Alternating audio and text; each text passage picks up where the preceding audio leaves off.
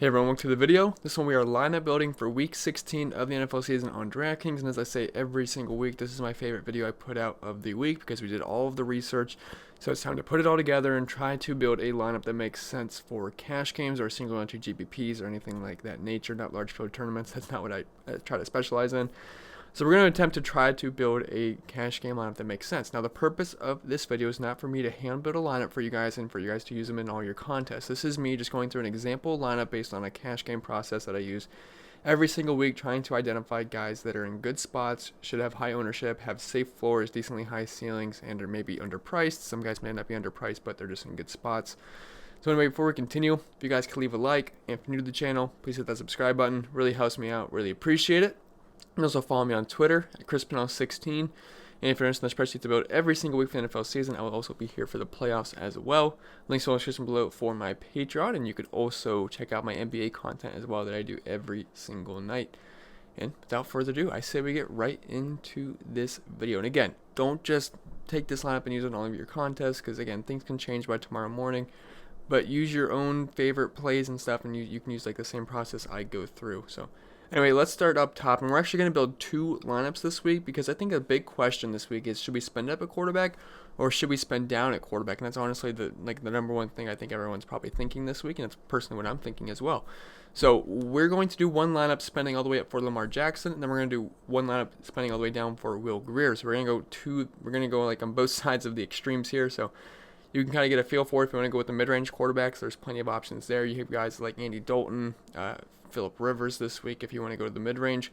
But for this video, I'm going to go both extremes here. We're going to spend all the way up and we're going to spend all the way down. We'll see how the lineups look. So first one we're going to do is the Lamar Jackson lineup, and he is obviously 8K, and that's an insane price to pay for a quarterback. But he gets an exception because he does things no other quarterback in the league can do right now. He's going to be your league MVP. He has been absolutely insane. He's having the best fantasy quarterback season of all time right now, and I say this every single week, but it's true. He starts you off with a two passing touchdown floor every single week, just based off of his rushing upside.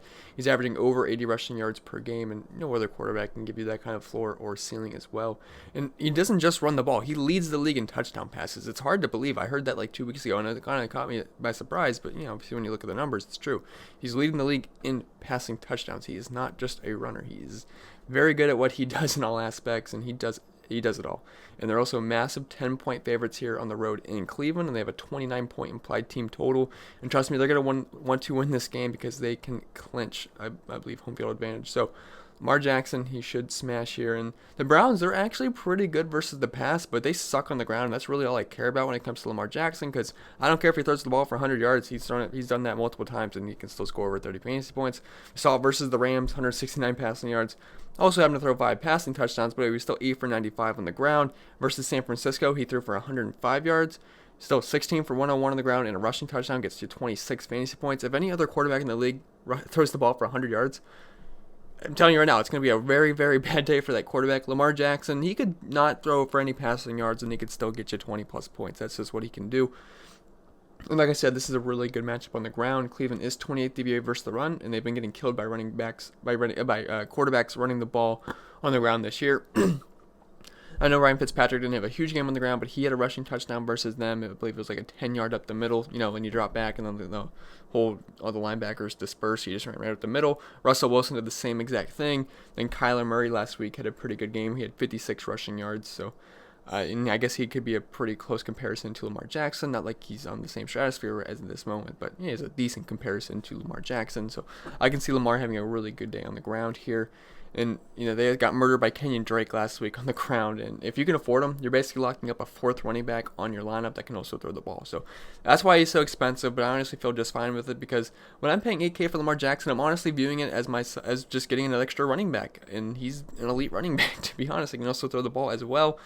I remember last season, he absolutely murdered Cleveland on the ground. Earlier game this season versus Cleveland, that's the one Baltimore lost somehow. Now I'm a Browns fan. I don't know how they lost that game. It's going to be a tough game for the Browns in this one, but he had 247 yards. One touchdown came in garbage time. It was a big touchdown to Willie Snead, but still counts all the same. Had 66 rushing yards, 26 fantasy points. I don't see how he doesn't get 30 plus points in this matchup. So Lamar Jackson, I think he's a fantastic play this week despite the high price tag, but there's plenty of value to get him in. So really not too much of a hindrance this week to fit in Action Jackson.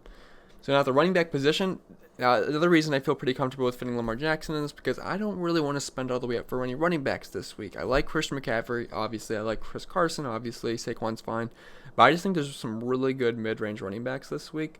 So first guy I want to talk about is Joe Mixon here at 6,600. I said I liked him a lot this week, and I just don't see how we can get away from him. He's just in such a smash spot here versus Miami.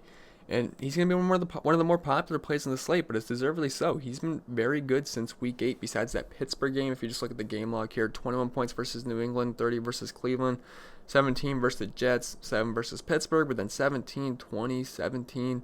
He's been very, very good since week 8, and I think that continues here. Joe Mixon is a very talented running back. He's just stuck on a terrible offense.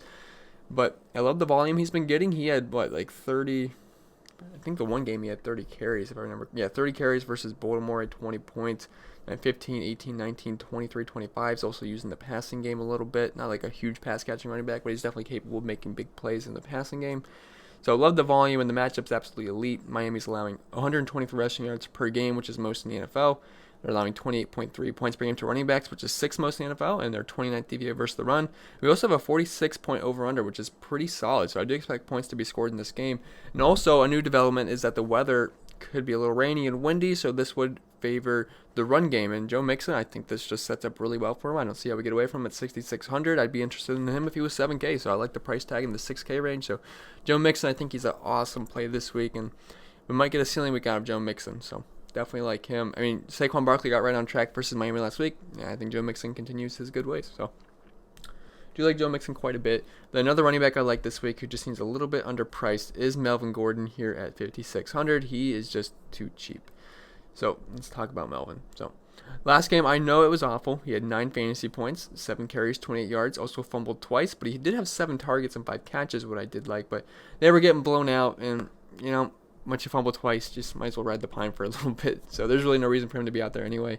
But I think he does bounce back here, and I like the volume he was getting beforehand, and this game seems like it's going to set up really well for a big Melvin Gordon game. Before, Jacksonville didn't have any carries either, but they also blew out Jacksonville. But 20 carries, 14 carries, 22 carries, 20 carries, and he's also involved in the passing game.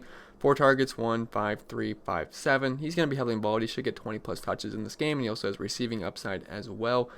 And like I said, I like the volume, and Oakland is 26th DVA versus the run, and they're bottom half in points given up to the position, and their defense is absolutely awful right now. They've pretty much given up on the season, and they're also 6.5-point favorites at home with a 26.5-point team total. And like I say every single week, I love home favorite running backs. It just sets up very well, especially when you're not the main pass-catching running back. That would be Austin Eckler. So I think Melvin Gordon, this is a big game for Melvin here, and they're paying him too much not to give him the ball. They're paying him too much not to give him they're paying him too much to give him only 7 carries next week. So.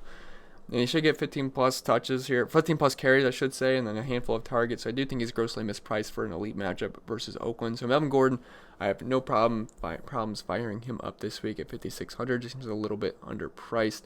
And then, as always, I like to play 3 running backs, which technically we're getting 4 running backs because you got Lamar Jackson as well, but he also has passing upside.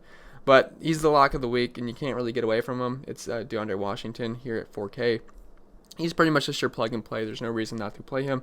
I don't typically like playing both running backs on the same lineup. Like Melvin, I don't like playing I wouldn't really want to play Chris Carson and Kenny Drake in the same lineup, but that makes any sense because it's not the best correlation. But both guys can catch the ball well, and DeAndre Washington did have 7 targets the last time he filled in for Josh Jacobs. But again, nothing not to like for DeAndre Washington here. He will be the chalk play of the week, and he's just too cheap for his projected role. Last time Jacobs missed a game, he had 14 carries and 7 targets. That's 21 opportunities, and he also had a touchdown as well. No reason to believe he can't do that again versus a actually really good matchup versus LA. They're allowing the 11th most points to the running back position, and are 23rd DVA versus the run. So DeAndre Washington, just fantastic play this week. He's your lock and load cash game play, and then you just figure out the rest of your lineup. So I like to start to this lineup. So we have Lamar Jackson. He's the best player in football right now. Joe Mixon, 20 plus 20 plus touches, I should say, versus Miami. Melvin Gordon should get 20 plus touches versus Oakland. And then DeAndre Washington, he's just too cheap for his projected role. So I like to start to this lineup. And now we'll head over to the wide receiver position. And we are going to spend top dollar for Michael Thomas. I'm just getting a good feel on Michael Thomas this week.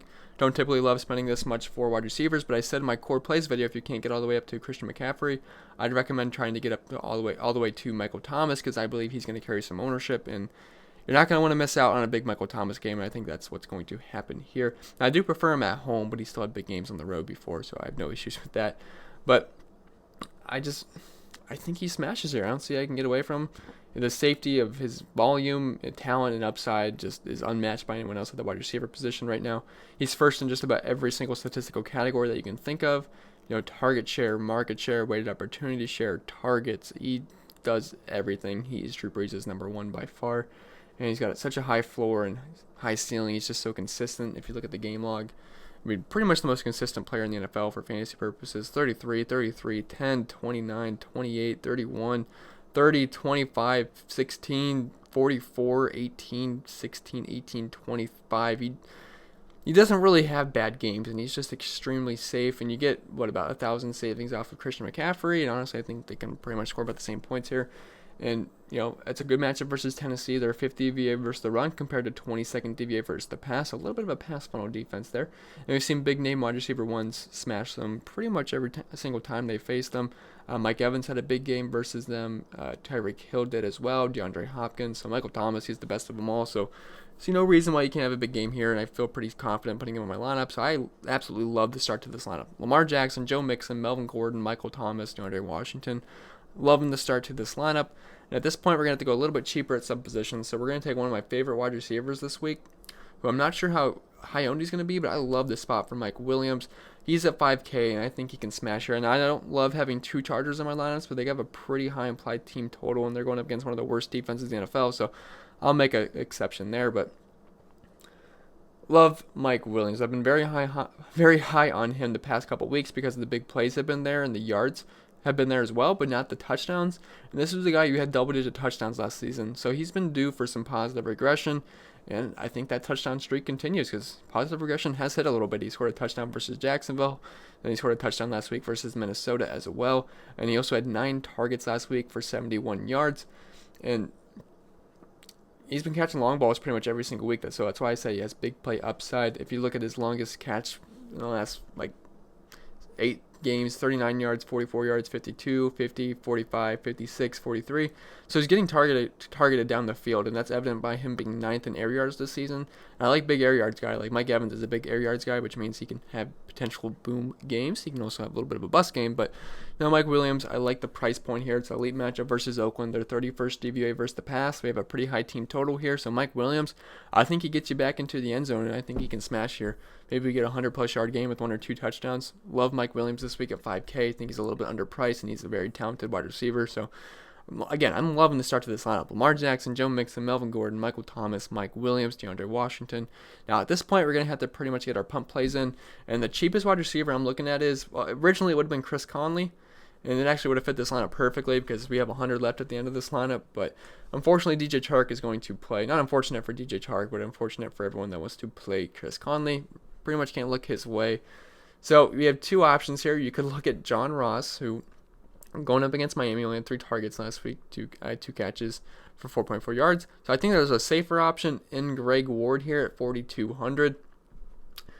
And I don't really want to play Greg Ward, but he's just so cheap, and there's no one left on this team to catch passes besides Ertz, Goddard, and then J.J. Arcega-Whiteside, who's absolutely awful. And he has had 9 targets the past 2 games. That's 18 targets total. He's playing about 80% of the snaps, and Dallas is 23rd DVA versus the pass. If you're going to get me near 10 targets, pretty solid matchup versus Dallas.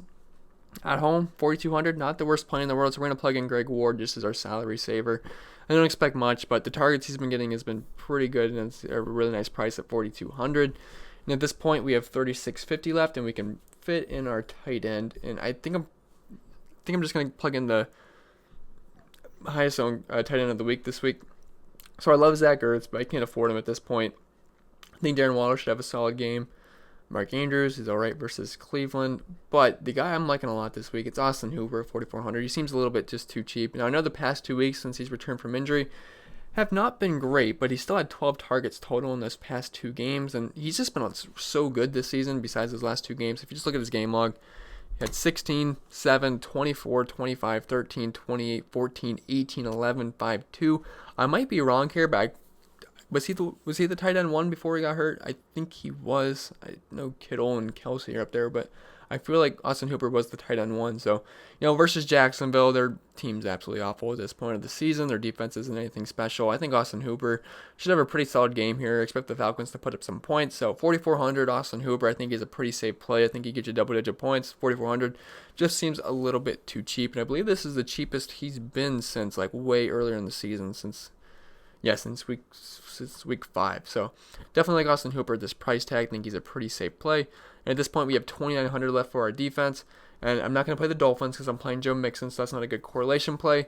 You could play the Bengals defense because that's a decent correlation with Joe Mixon, but he's going to be used if they're trailing or playing ahead. The weather might make you interested in the Bengals, but Miami's actually been putting up some points, so I don't love the Bengals, but a defense I'm looking at right now is the Redskins at 2,800 because Daniel Jones is going to be back at the starting position. And it is a downgrade from Eli Manning because Daniel Jones loves to take sacks. He loves to fumble the ball. He's fumbling the ball at a historic pace right now. So I think the Redskins can get a couple sacks here, probably cause a couple turnovers against Daniel Jones. The only problem I'd have with the Redskins is Saquon Barkley's capable of destroying them, but Saquon hasn't been anything too special this season besides that last game versus Miami, but that's Miami, so it only counts half. So Redskins defense at 2,800, don't mind that whatsoever, so we're going to plug that in, and I honestly think this is a pretty solid lineup. So we got Lamar Jackson, Joe Mixon, Melvin Gordon, Michael Thomas, Mike Williams, Greg Ward, Austin Hooper, DeAndre Washington, and the Redskins defense. So that would be a lineup example of spending up at quarterback. So you're still it's pretty easy to have a pretty solid lineup. It's not like Lamar Jackson makes us not being able to pay up for anyone we like. I mean, we still get Michael Thomas, Joe Mixon, guys like that. So it's actually not too bad to spend up all the way for Lamar Jackson this week. But if you want to spend all the way down for quarterback, we're going to clear this out. And I'll try to go through this a little bit quicker. There's going to be some overlap on some of these plays. So let's just go all the way down to Will Grier because he is the cheapest quarterback we've seen all season. Now, the problem with Will Grier is that it kind of sucks. So in the preseason, he was absolutely awful. He couldn't even beat out Kyle Allen on the depth chart, so those are not positive signs. But he's 4,300, and that means we don't need 300 yards and 3 touchdowns out of Will Grier. We need 200 yards and 1 to 2 touchdowns. I will take that from 4,300. He does not need to do much here. So if we just plug him in, we can pretty much spend up for anything we want. So that's what we're going to do at this moment. So let's fit up. Let's not fit up. Let's put in Will Grier here at 4,300. He's very cheap. Does not need to do a lot here to hit value. And then I'm going to fit in Joe Mixon again. I'm not going to just talk about his matchup again. I like Joe Mixon a lot. You guys know that. So we're going to plug him in. Now, for the second running back, you could go multiple ways here. You could stay with Melvin Gordon. I already said I love him this week. You could go with Devonta Freeman going up against Jacksonville. He's got the second worst rush defense in the NFL. I have no problem with Devonta Freeman. I really haven't talked about him this week, but he should get near 20 touches in this game, and it's a great matchup. I expect Atlanta to be winning this game. They're at home. I think Devonta Freeman can have a pretty similar game to what he had versus Carolina. That would not surprise me whatsoever. So you could look Freeman's way. But I like Marlon Mack this week at 6,200. And now I know he has absolutely no receiving upside, but I really don't expect him to have to do anything in the receiving game to hit value here. I'm kind of viewing him as the Chris Carson play last week versus Carolina. Like Chris Carson, I didn't expect him to do anything in the passing game. I just figured he'd destroy on the ground, and that's exactly what he did. And this is an elite matchup for Marlon Mack. And I know he's coming off a really bad game, but I said in that showdown video, Marlon Mack is my number one fade because New Orleans is so good versus the run. I believe that the Indianapolis Colts were going to fall behind, and they weren't going to be able to pass. They weren't going to be able to run the ball or establish the run. Marlon Mack is not the pass-catching running back, so he had 11 carries, 19 yards. I didn't expect him to do that bad, but he was absolutely awful, so kind of glad it worked out that way. And that actually might lower his ownership because he's had 2 pretty lackluster games in a row. The touchdown saved him last week versus Tampa Bay. But he's in an elite spot here versus Carolina, and they're just so bad versus running backs. They're like the Arizona Cardinals of the tight end position, or the Arizona Cardinals. Well, Arizona is the tight ends, Carolina is 2 running backs, if that makes sense. They're allowing 31 points per game to running backs, which is most in the NFL. They've allowed 23 rushing touchdowns this season.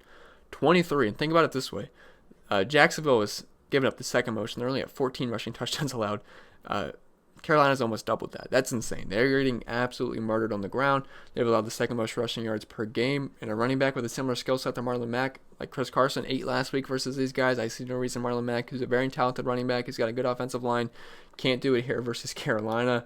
And I just don't see how he doesn't smash. I think he can do exactly what he did versus Jacksonville. And he got hurt in that Jacksonville game because he was not done yet. He could have had like 160 yards and 2 touchdowns because the backup came in. He had, over 113 yards and a touchdown. Marlon Mack left that game early, 14 carries, 109 yards, touchdown, 19 points. And Marlon Mack, it's a perfect setup for him. They're 6.5-point favorites at home. I love home favorite running backs, especially ones that really don't catch passes. So this sets up really well for a good Marlon Mack game. He's also 7th in rushing attempts per game as well, so volume shouldn't be an issue. He's a talented running back. I don't see how Marlon Mack doesn't eat against Carolina, so we're going to plug him in as of right now. I think he's a very solid play. I'm hoping he goes a little bit lower owned than he should because he is in a smash spot, and I love Marlon Mack this week.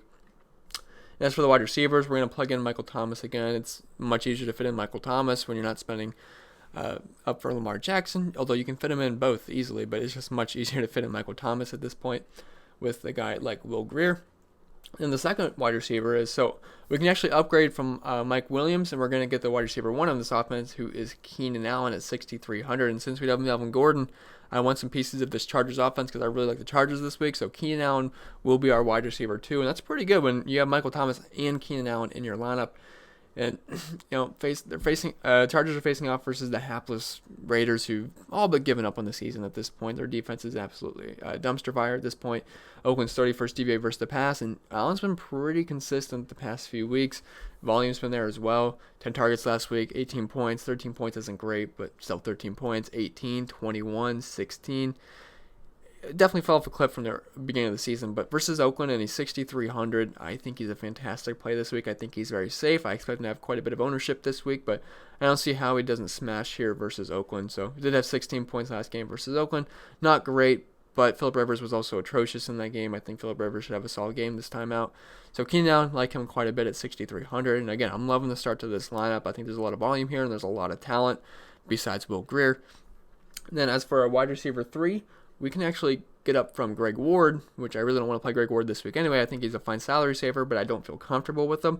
But we can get all the way up to Tyler Boyd, who's one of my favorite plays of the week at 5,800. And again, I have 2 Bengals on my lineup, but I feel just fine with that because they have a pretty high implied team total of 23, and they're also playing Miami. So I'm going to make an exception there. I can play 2 Bengals.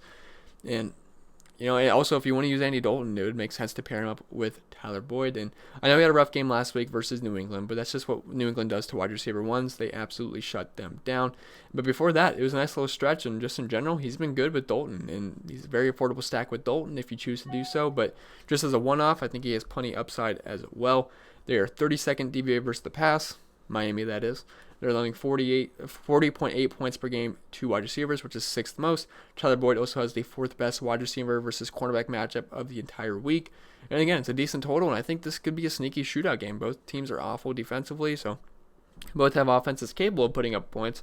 So don't mind Tyler Boyd at all, and I think he's a really solid, safe option this week. We know the guy has upside as well. And as for the tight end position, we're just going to plug in Austin Hooper again. His price is just too good. You could also look at Jacob Hollister, who I think is a pretty good option versus Arizona. Josh Gordon's gone, so it just opens up a couple more targets. But 8 targets, 6 targets, 3 targets, not great, but I think he's a pretty safe option versus Arizona. They're just giving up so many points to the tight end position. I believe 20 points per game, which is by far the most. So I think Jacob Hollister would be a fine option, but I just like the safety of Austin Hooper this week at 4,400. And again, for our flex, we're just going to plug in DeAndre Washington because he's the most obvious play of the entire week. And at defense, we have 3,100 left, and you could look at the Chargers, which I wouldn't love playing the Chargers defense just because I'm playing DeAndre Washington, so I don't think it's the best correlation play. But you could also look at the Jets defense, who is not a great defense, but Pittsburgh's offense isn't that great either, and the Jets actually have like a top 2 rush defense according to DVOA. And this game also features the lowest over/under of the slate at 37. That's a very low total, and they're only 3-point underdogs. So Vegas isn't expecting too many points to be scored against the Jets. They're also playing at home. I don't mind them here versus Devlin Hodge. I don't think the Steelers are going to put up too many points here. I could see this game ending like 14-10, 17-13, something like that. That's not going to kill you. They could probably cause a couple of turnovers. So Jets defense, I don't hate them at 30,000, and again, that leaves us 1,000 salary remaining. So guys, I think this is a pretty solid lineup as well. We have Will Greer, which I'm not too confident in, but he's also only 4,300. You have Joe Mixon at 6,600, Marlon Mack at 6,2, Michael Thomas at 9,3, Keenan Allen at 6,3. So really the only thing we changed was our 2 wide receiver spots. We moved up from Mike Williams to Keenan Allen, and then Greg Ward to Tyler Boyd, and then we spent down from Lamar Jackson to Will Greer. Then we moved Melvin Gordon up to Marlon Mack in this one. Then we also have Tyler Boyd, Austin Hooper, DeAndre Washington, and the Jets defense. That's pretty much going to be it for this video, guys. I hope this video was helpful. If it was, remember to leave a like. If you're new to the channel, hit that subscribe button. It really helps me out. Really appreciate it. You can also follow me on Twitter, ChrisPennell16. And again, don't take these lineups and just run with it on all of your contests. This is just me going through a process of how to build a lineup, and you guys can use your own favorite plays. If you don't agree with some of my plays, that's fine. We don't have to agree on everything. If we did, that wouldn't be fun. It would be fun to play DFS because obviously everyone's going to agree on some things. All right, hope this video was helpful. I already said all that stuff. So enjoy the games today. If you haven't already checked out the videos for today, check them out. You got like an hour and a half. And I'll see you guys in the next video.